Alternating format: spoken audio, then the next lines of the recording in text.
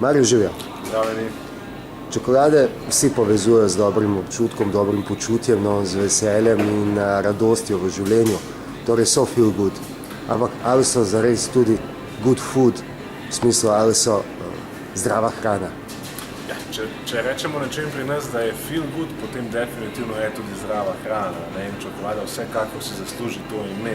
Govorili smo o kavi in podobno kot kava ima tudi čokolada en tak negativen predzvok, povezujemo bolj kot z užitkom, in če nam neka stvar ponuja učitek, potem skoraj ne more biti zdrava preveč, ker to pa nekako ne paše v ta kontekst, ampak je res lahko neka stvar okusna, nam da nek užitek v hrani, je vsekakor tudi zdrava.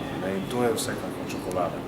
Tukaj v rokah držim 3 predstavnike, ki jih imate pri nas na voljo, ki so zelo v redu, po mojem izboru, vsebujejo preko 85% pravega kakava, so iz premišljene trgovine in z zelo skopim seznamom sestavin, kar je zame zelo pomembno. Vse, kar te čokolade vsebujejo, je kakavova masa, kakavovo maslo in surov trstni sladkor, in to je to.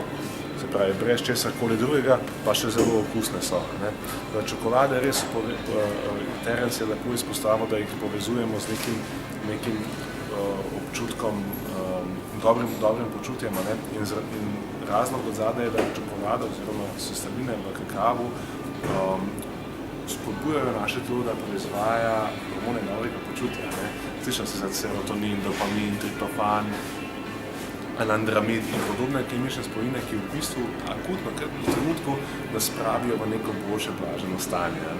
Tako da res tekom dneva, ob skodelici čaja, ko nam zapaše tisto malo nekaj sladkega, pa da ne bi posegli po neki neumnosti, eno rebro take čokoladice lepo v užitku, z užitkom noben problem, to vas ne bo zgradilo, to vam bo v bistvu res samo pomagalo v dnevu. Hvala lepa, Mario.